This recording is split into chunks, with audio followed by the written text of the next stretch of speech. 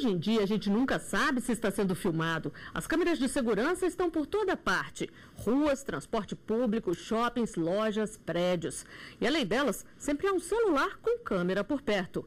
Mas com tanta exposição, como fica a nossa privacidade? O programa Artigo 5º de hoje mostra até onde vai o direito de uma pessoa sobre a própria imagem. O artigo 5º determina que são invioláveis a vida privada, a honra e a imagem das pessoas e assegura indenização em caso de dano material ou moral decorrente da violação deste direito. Para falar sobre como este direito de imagem pode ser protegido, eu recebo aqui no estúdio da TV Justiça Gustavo Machado, procurador do Distrito Federal e professor de Direito Constitucional. E recebo também o advogado e membro da Comissão de Apoio ao Advogado Iniciante da OAB-DF, Williams Gama. Sejam bem-vindos ao nosso programa. Procurador, gostaria que o senhor começasse explicando para a gente até onde vai o direito de imagem. Ele se confunde, por exemplo, com o direito de personalidade? A imagem é nosso cartão de visita. As pessoas nos conhecem através da nossa imagem e cada um é diferente do outro. Então, essa singularidade faz com que o direito tenha que proteger a imagem das pessoas. Ele não é que ele se confunde com o direito de personalidade, ele é um direito de personalidade, né? Intrínseco a cada uma das pessoas o direito à imagem por ser única mesmo. Muito tempo atrás se entendia que a imagem era uma mera decorrência da privacidade, da intimidade, e hoje não, hoje ele é entendido como um direito autônomo, algo que merece ser protegido porque é inerente a cada um, um direito de personalidade. Doutor Williams, esse direito ele é absoluto? A pessoa pode abrir mão dele, por exemplo? Nenhum dos direitos e garantias fundamentais lá previstos no artigo 5º é absoluto, seja o direito de propriedade, porque há a possibilidade ali de uma desapropriação, seja o direito de liberdade de expressão e o direito à própria intimidade. Ele não é absoluto, também não é possível a parte renunciá-lo, mas sim autorizar ali uma transmissão momentânea, inclusive para fins comerciais. Quer dizer que a pessoa pode abrir mão daquele direito, mas de uma forma momentânea. Exatamente, e não de forma definitiva. E em tempos de tanta tecnologia, qual a validade de vídeos e gravações feitas por celulares ou câmeras escondidas em um processo judicial? O que é gravado nas ruas pode ser usado como prova, mas há regras para o material ter validade. Com frequência, os circuitos de câmeras de segurança flagram a ação de bandidos. As imagens são cada vez mais usadas pela justiça como prova do crime. Filmagens feitas em ambientes públicos, como shoppings e empresas, também são consideradas provas lícitas. Mas a gravação não pode violar a intimidade da pessoa e não pode ser usada sem autorização judicial. Para o Supremo Tribunal Federal, a gravação de conversas telefônicas por um dos interlocutores pode ser usada mesmo que tenha sido feita sem autorização da Justiça ou de quem estava do outro lado da linha, principalmente se for para defesa própria ou investigação criminal.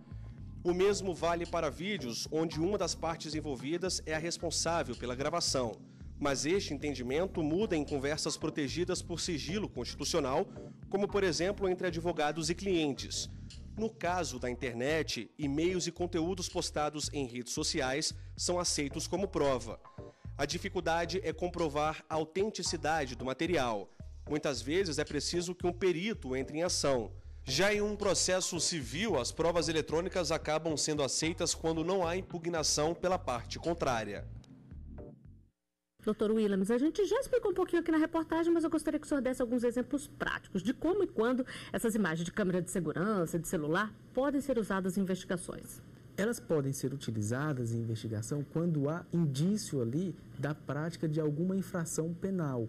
Como exemplo, se uma câmera filmar a prática de algum delito dentro de um shopping, como já ocorreu em outros tempos, dentro de um condomínio, aquelas filmagens podem sim ser utilizadas num processo penal ali, embora haja ali a garantia do direito à imagem, à vida privada e à intimidade, há um interesse público relevante que faz com que se relativize a intimidade para os fins de investigação criminal ali, quando houver a prática de algum delito, inclusive por parte dos meios da internet. Doutor Gustavo, agora a gente vê que muitas vezes a imagem já é feita com o propósito de flagrar um crime ali, como uma tentativa de suborno, por exemplo. Nesse caso, que tipo de cuidado se tem que ter para usar ou não essa imagem como uma prova lícita? Existe uma distinção no direito penal entre flagrante preparado e flagrante esperado. O que é o flagrante preparado? É quando a polícia, o órgão de investigação, ele de certa forma influencia a ação daquele que está cometendo o delito. Ele arma todo o cenário, inclusive pode até ter algum tipo de indução para que aquele agente vá ali e cometa um crime. Esse flagrante é proibido. Agora, existe o flagrante que a gente chama de flagrante esperado. É aquele caso que a polícia sabe que ali é um local em que é cometido crimes com uma certa frequência, a polícia vai e coloca uma câmera para poder flagrar. Então, nesse caso, é possível, porque a polícia não induziu o agente a cometer nenhum tipo de crime. Então, esse caso é possível. Entre particulares é a questão da gravação ambiental. Né? E o STJ tem um entendimento pacífico, de acordo com o Supremo Tribunal Federal também, de que a gravação ambiental é possível sim ser usada. Existe uma corrente um pouco mais restritiva que diz que ela só pode ser usada em defesa, mas a corrente majoritária é que ela pode ser usada inclusive para poder condenar alguém num processo penal, desde que ela tenha sido feita por um dos interlocutores. Agora a gente também vê muitos casos de a pessoa que está sendo investigada ali ter o celular apreendido e acaba que tem fotos e vídeos ali que podem incriminá-la. Para ser feita a apreensão desse aparelho, tem que ter um mandado judicial ou basta ter uma suspeita de um ato ilegal? Essa questão é interessantíssima e é nova, né? Porque ter celulares que gravam não é uma coisa tão antiga assim. E no nosso direito, aqui nos nossos tribunais, não existem muitos julgamentos sobre isso. Agora, existe um julgado muito relevante, é um julgado da Suprema Corte Americana, de maio de 2013. E na Suprema Corte Americana, eles entenderam que isso só seria possível com mandado judicial. Aqui no Brasil, a gente não tem nenhum julgamento de corte superior assim tão importante, mas lá a gente tem. Só que lá tem uma diferença muito importante daqui. Lá nos Estados Unidos, o valor principal deles é a liberdade. Então, a intimidade e a privacidade, essa liberdade, para eles é algo muito importante. Aqui, o nosso valor central é a dignidade da pessoa humana.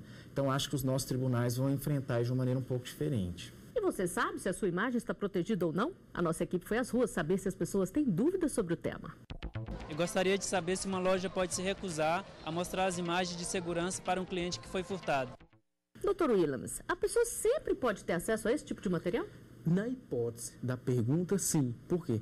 Houve a prática de um crime, a parte ela pode ir lá buscar essas imagens. Se a loja se dispuser a entregar espontaneamente, tudo bem. Caso contrário, ela vai ter que registrar um boletim de ocorrência na delegacia de polícia da localidade e o delegado de polícia vai instaurar o inquérito policial e requisitar as filmagens com o intuito de chegar à autoria daquele delito. Inclusive, há essa previsão legal de requisição pela Lei 2.830, que trata da investigação criminal conduzida pelo delegado de polícia. Isso vale também, doutor Gustavo, para restaurantes ou para condomínios, por exemplo, onde é comum ter câmera de segurança? Olha, eu acredito que sobre esse assunto a palavra principal é bom senso. A câmera pode existir, aliás, deve existir para garantir a segurança ali dos moradores ou dos consumidores, mas tem que ser usada com bom senso. Por exemplo, uma câmera, existe um julgado TRT, por exemplo, 15, que não permitiu a instalação de câmera de segurança em banheiro. Claro, aí é um absurdo, está indo além do que é necessário. Agora, existem julgados de tribunais superiores que dizem que para proteger a segurança do estabelecimento ou do condomínio, é possível sim ter câmera de segurança. Agora, se a pessoa precisa de uma imagem que foi feita ali num condomínio ou num restaurante, ela também pode ter um acesso facilitado como tem no caso de lojas? Nesse caso, não difere muito do que o Dr. Williams falou. A pessoa deve primeiro pedir ao condomínio, tentar verificar se vai ter um acesso a essas imagens de maneira espontânea. Se não conseguir, fazer um boletim de ocorrência e pedir uma ordem judicial para que essas imagens sejam disponibilizadas. Mas é preciso haver um crime para ter direito a essas imagens ou basta alguma coisa que ela precise resolver ali? Não precisa ser necessariamente na esfera criminal. Porque se a imagem está sendo feita ali num local que é público, assim, onde as pessoas transitam, não é dentro da sua intimidade, privacidade, dentro da sua casa, ela pode ser disponibilizada, inclusive, para fins civis. E nós temos mais uma pergunta feita nas ruas para ser respondida aqui no estúdio. Vamos ver. Eu gostaria de saber em que lugares são permitidas câmeras de segurança, escola, shopping, aonde pode ter câmera de segurança? Dr. Williams, a lei estabelece onde pode e onde não pode ter câmera de segurança? Veja, As câmeras de segurança, elas podem ser instaladas em locais públicos, acessível ao público, né? Como shoppings, escolas, estabelecimentos prisionais e na própria residência da pessoa, porque decorre da própria natureza do direito de propriedade. A câmera de segurança, ela é mais um instrumento de autodefesa da própria pessoa contra a criminalidade ali de uma forma geral. E tem algum lugar que não pode ter câmera de jeito nenhum? Tem. Seria no banheiro ou no próprio quarto ali da pessoa, entendeu? Onde há ali nítida violação ao direito à intimidade, se houver uma câmera de segurança. Agora, doutor Gustavo, essas câmeras de segurança, elas precisam estar aparentes? Precisa ter um aviso de que tem uma câmera de segurança ali ou não necessariamente? Não necessariamente. Eu acredito que, inclusive para poder fazer o flagrante, para pegar crimes, é preciso ter o elemento surpresa. Sem o elemento surpresa é impossível. Por exemplo, se vai filmar uma pessoa dentro de um estabelecimento que é fechado, né? Por exemplo, um restaurante é fechado, né? Mas ali a pessoa exerce de alguma forma sua intimidade, sua privacidade, na conversa com os amigos, etc. Ali sim é interessante que o dono do estabelecimento tome o cuidado de colocar, olha, cuidado, tem até aquele adesivo clássico, né? Cuidado, sorria, você está sendo filmado. Ali sim, ali dentro sim. Agora na rua, por exemplo, num lugar, numa esquina onde existem vários furtos, o Estado resolve colocar uma câmera ali, ele não vai colocar uma placa de tal tamanho, olha, aqui existe uma câmera, porque senão ele vai perder o elemento surpresa que é o flagrante. Nós vamos a um rápido intervalo, o artigo 5º volta já. Estamos de volta com o artigo 5º. Eu recebo aqui no estúdio da TV Justiça o advogado Williams Gama, membro da Comissão de Apoio ao Advogado Iniciante da OAB-DF. E falo também com Gustavo Machado, procurador do DF e professor de Direito Constitucional. No programa de hoje estamos conversando sobre o direito de imagem. E nós temos mais uma pergunta feita por um telespectador para ser respondida pelos nossos especialistas. Vamos conferir. Eu queria saber se divulgar imagem de circuito interno de internet é crime. Procurador, essas imagens podem ser divulgadas publicamente? Depende da imagem, né? A imagem que é feita para fins de segurança pública, por exemplo, aquela lá da esquina, ou a do restaurante, ou do próprio condomínio, essas imagens não podem estar expostas na internet. Aquilo tem um objetivo muito específico de garantir a segurança das pessoas interessadas. Então não tem por que colocar aquilo na internet. Uma imagem que foi feita num celular, por exemplo, entre amigos, pode ser colocada na internet? Aí sim, aí não tem problema algum, desde que não exponha a pessoa ao ridículo, desde que essas imagens não tragam nenhum prejuízo à honra, à imagem da pessoa. Agora, o grande problema da internet é que ela potencializou isso de uma maneira absurda. Por exemplo, é muito discutido atualmente, um dos temas mais interessantes sobre essa matéria, é o direito ao esquecimento. Algo que foi colocado num site de busca ou numa rede social, vai ficar gravado ali por um tempo indeterminado, às vezes para sempre. Hoje é uma marca eterna que fica ali. Então a internet potencializou muito esse nosso tema. Doutor Williams, e o que pode acontecer com uma pessoa que joga indevidamente uma imagem de um circuito interno na internet, por exemplo, e acaba prejudicando a vida de outro? Se há demonstração de um prejuízo ali, é evidente que fica caracterizado o dano moral, o abalo à pessoa daquela filmagem e ela pode buscar no Poder Judiciário ali uma indenização pelos danos morais sofridos. Além disso, a pessoa que dá publicidade, dependendo do conteúdo ali da gravação ou da própria imagem, pode responder criminalmente, seja pelo crime de injúria, difamação ou até mesmo calúnia, se houver imputação ali de um fato definido como crime. E vamos conferir a última pergunta feita nas ruas.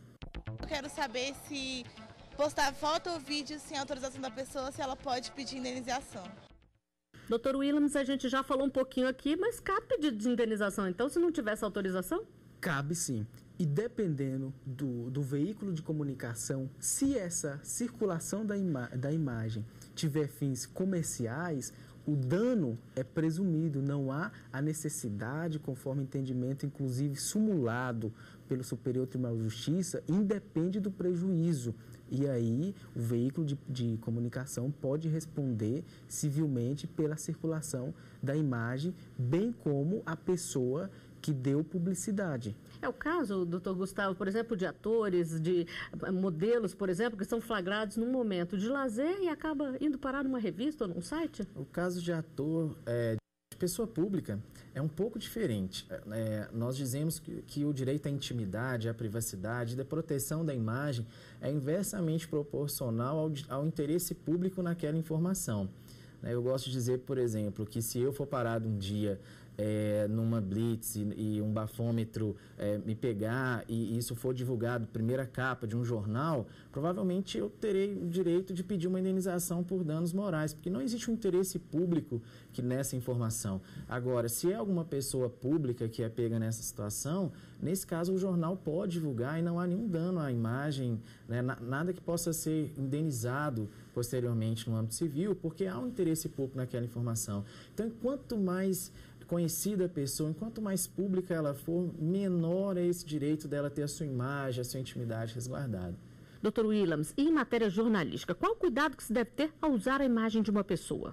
Tem que ter muito cuidado de quem é a imagem, se houve autorização prévia, se a imagem está sendo circulada para fins comercial, porque aí eu volto ao assunto. Se houver para fins comercial, haverá ali um abalo à pessoa e, consequentemente, o dever de indenizar na esfera civil. Agora, por exemplo, se a pessoa está ali andando na rua e é feita uma imagem dela, ela pode ser usada numa matéria jornalística? Pode ser usada numa matéria jornalística com um fim informativo e que haja ali um interesse público, até mesmo porque a própria Constituição Federal assegura a liberdade de expressão e o direito à informação, que é um direito coletivo da sociedade como um todo. Se me permite uma observação, existem alguns julgados muito interessantes sobre isso. Existe um julgado, por exemplo, aqui no Brasil, que tratou da parada gay em São Paulo, né, em que uma pessoa foi fotografada em close e foi colocado aquilo no jornal. Essa pessoa pediu uma indenização por danos morais e ganhou, porque se entendeu que não havia o direito ali de expor a imagem dela em close naquela situação que ela não queria, né, que aparecesse no jornal. Tem um julgado mais antigo, inclusive na França, super interessante, que também é muito difundido na doutrina do direito constitucional, que tratava de uma praia, né, na França, onde as mulheres tinham o costume de fazer o topless e uma das mulheres foi fotografada também em close. Uma coisa é tirar a foto pegando a praia e ali está pegando várias pessoas ao mesmo tempo. Outra coisa é fazer o close na pessoa. A pessoa ser a parte principal da foto. Isso, sem autorização, pode gerar problema para o jornalista, com certeza. Mesmo em local público? Mesmo em local público. O ideal é que o jornalista tenha esse cuidado de tirar a foto do cenário, daquilo que ele está vendo de maneira ampla, sem focar especificamente numa pessoa. Se focar, tem que pedir autorização? Tem que pedir, senão ele pode ter problema. E você, o que acha de ser filmado a todo momento? As câmeras te intimidam ou trazem segurança? A nossa equipe foi às ruas para conferir as opiniões. Mais segurança ao pedestre, a quem está passando, ao cidadão, e qualquer coisa que acontecer, justamente pode recorrer às câmeras para ver o que se passou e averiguar a situação. Porque tem como você registrar, né? Não acaba com aquela conversa a minha palavra contra a da outra, né?